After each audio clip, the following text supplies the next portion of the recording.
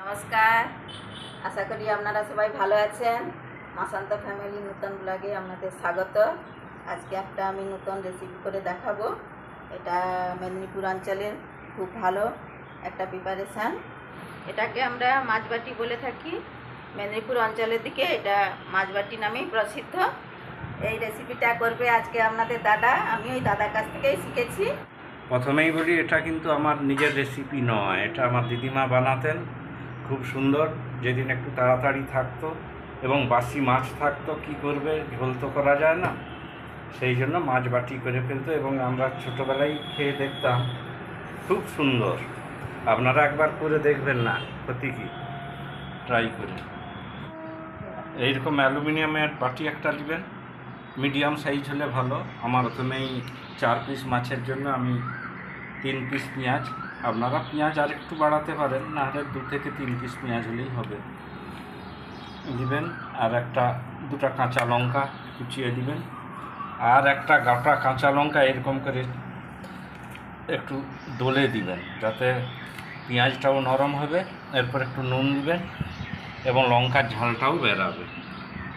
মাপ মতো নুন একটু অল্প নুন আর হলুদ দিয়ে ওটাকে করবেন, ভালো করে মাখবেন। এটা ভালোভাবে করে দলবেন, যাতে পেঁয়াজটা খুব নরম হয়ে যাবে এবং এই মাখানার কাছেই এবং আমার দিদিমা করতেন মরা আছে, খুব আগে তো কয়লার আঁচ ছিল, আর আমাদের তো এখন আঁচ নাই, গ্যাসে ফ্লেমটাকে লো করে দিলেই হবে। এর জন্য অবশ্যই সরষের তেল ব্যবহার করবেন। তেলটা যত ভালো হবে তত ভালো। 3 চামচ মতো তেল দিয়ে দেবেন, তাহলেই হবে। আপনারা চাইলে একটু কমও দিতে পারেন, আর কেউ একটু রিচ খেলে একটু বেশি দিতে পারেন। এইভাবে এটা করে এই 4 পিস আমার মাছটা কিন্তু বাসি মাছই, এই জন্যেই বিশেষ করে করলাম। আপনাদের কথা মনে হলো যে এটা করলে ভালো, খারাপ না। একবার তৈরি করে দেখবেন, আশা করি ভালো লাগবে। আর খুব কম সময়ে, এর সঙ্গে বেশি তরকারিও ভালো লাগে না, শুধু আলু ভাতে আর একটু ডাল হলেই হয়ে যায়, এবং মশলা তো কিছুই নয়, পেঁয়াজ লঙ্কা সবার বাড়িতেই থাকে। এরপরে হাফ কাপ মতো জল দিয়ে দেবেন, হাতও ধোয়া হবে প্লাস জলও হয়ে যাবে। মাছটা নরমের মতো মাপ করে একটু জল দিবেন।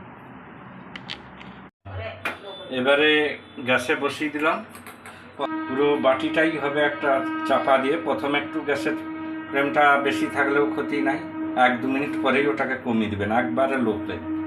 আর একটা কিছু এই অ্যালুমিনিয়ামেরই কিছু চাপা দিয়ে দিবেন, দিয়ে একবারে 2 মিনিট পরে একটু চাপা করে দেখছি কীরকম অবস্থায় আছে।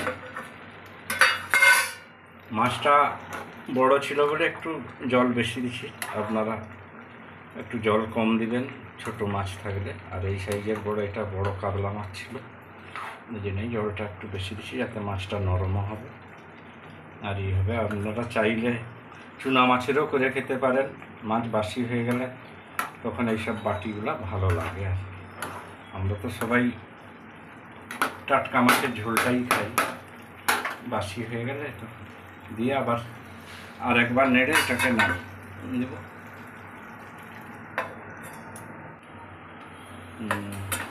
একটু পরে পরে একবার নেড়ে দিবেন, যাতে পেঁয়াজটা উলট পালট হয়ে ভালো সুসিদ্ধ হয় এবং মাছগুলো নাড়া হয়ে নরম হয়।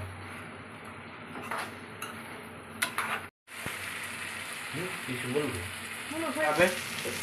এবারে দেখুন, খুব সুন্দরভাবে নিচেটা ধরে ধরে আসছে।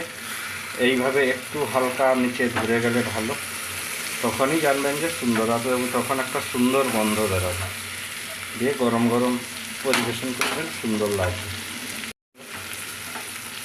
এইভাবেই নামাবেন। এই যে দেখুন, রান্নাটা হয়ে গেছে। এটা আপনারা গরম ভাতে মেখে খাবেন, খুব সুন্দর লাগবে। এখানে আমি ব্লগটা শেষ করছি। ব্লগটা ভালো, আর আপনারা সবাই ভালো থাকবেন। ব্লগটা ভালো লাগলে আপনারা অনেক লাইক, শেয়ার, কমেন্ট ও চ্যানেলটিকে সাবস্ক্রাইব করবেন।